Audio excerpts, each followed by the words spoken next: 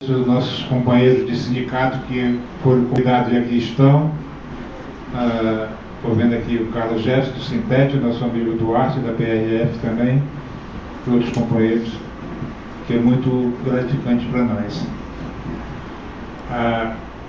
Quero agradecer em especial ao Dr. Paulo Douglas de ter aceito o convite da Assembleia do GTRIM para que aqui venha esclarecer essa importante lei para a nossa categoria de caminhoneiros do Brasil. Doutor Paulo, a gente ficou muito gratificado com a sua apresentação, e essas mudanças que estão querendo fazer na lei, ela é muito perversa para a nossa categoria. E nós estamos nos mobilizando a nível Brasil, através de nossas centrais, para que, se isso vier a acontecer, com certeza o Congresso Nacional vai ser cercado por caminhões, bitrens e carretas de tudo espécie lá, e trator, tudo junto lá. Certo? Existem algumas coisas na lei, por exemplo, no artigo 235E, onde fala do gozo do motorista que trabalha uma semana, onde ele tem 36 horas de folga. E na mesma lei diz o seguinte: o gozo ocorrerá no retorno do motorista à sua base, matriz ou filial, aí tem aquelas palavras que perversa, ou no domicílio, salvo se a empresa oferecer condições adequadas para o efetivo gozo do referido descanso. Essa palavra, eu acredito com sinceridade que não foi colocada por nenhum sindicalista e nenhuma pessoa do direito do trabalho, e sim por algum agronegócio. Porque se for interpretado como muitas empresas vêm interpretando, o motorista caminhoneiro só vai para casa nas férias. Então esse é um questionamento que a gente levanta bastante nessa tese. Tem outro também no mesmo 235E, que é garantido ao motorista que trabalha no regime de revezamento e repouso diário mínimo de 6 horas de intervalo entre o turno de serviço dele. Isso que vale para os dois motoristas. São aqueles casos, são pouquíssimas empresas hoje que têm esse sistema, mas aqui no nosso estado do Ceará nós temos duas que praticam esse sistema, e muito perverso.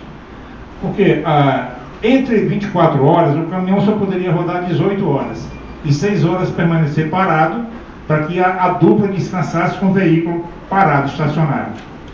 O que ocorre é o seguinte: ele colocou dois motoristas, na verdade, mas um sozinho faz a viagem de ida e volta, num percurso de aproximadamente 560 km.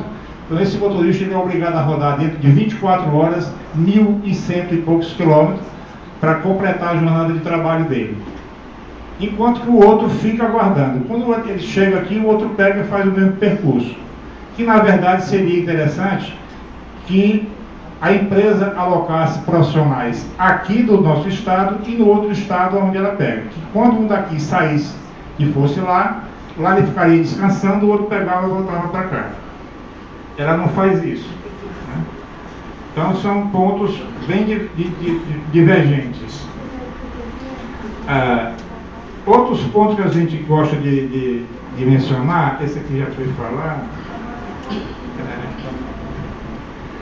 é onde o motorista, na maioria das vezes, eles são penalizados quando a carga dele é furtada ou roubada nas estradas. Às vezes por falta de capacitação por parte do Estado e pressão das seguradoras, o único profissional que é taxado é o motorista. O primeiro coitado a levar as borrachas e a prensa é o motorista. Porque a seguradora induz aos agentes que aquele profissional é corresponsável por aquele assalto. A gente vê muito isso acontecendo, ainda hoje acontece, aqui no nosso estado não é diferente.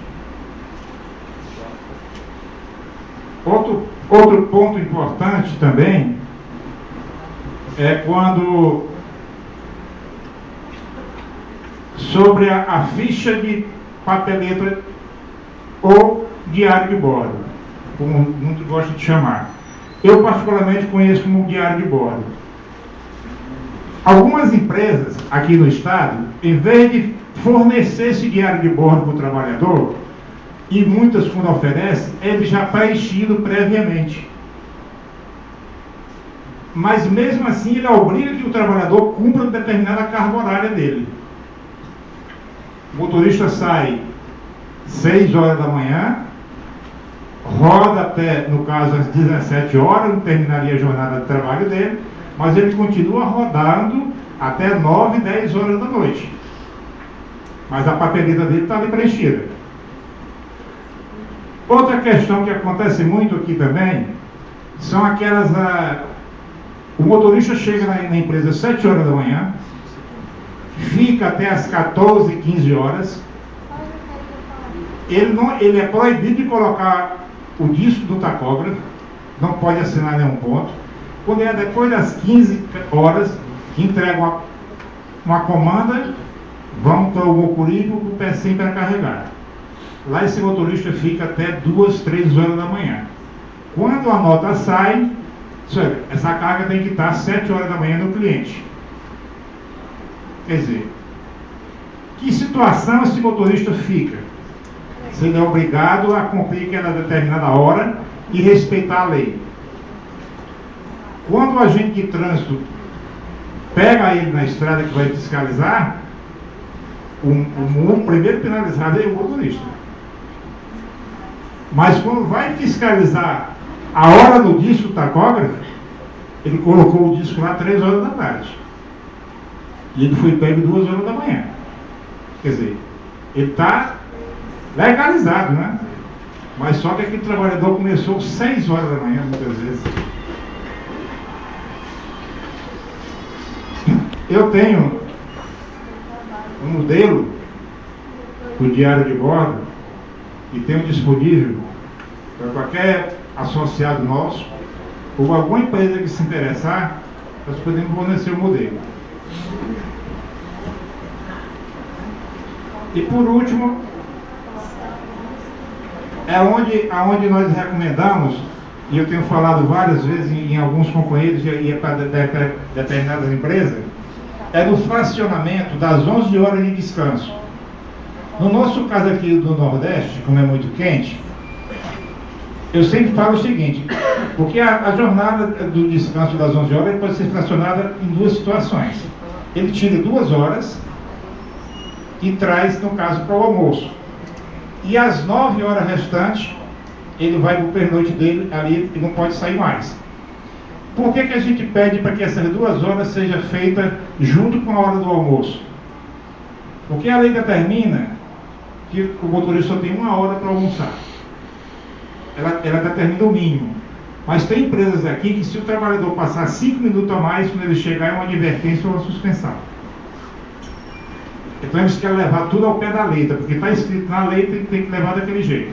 A gente recomenda essa hora do almoço seja anotada no diário, na ficha dele, da papeleta, a 1 hora do almoço. E as 2 horas que ele tirou das 11, que fosse colocada como repouso. E daí daria tempo de ele tomar um banho, almoçar, descansar um pouquinho e até beneficiaria a empresa, porque ele vai pegar 1 hora do sol mais frio e os pneus vai render muito mais. No mais, só agradecer. Muito obrigado.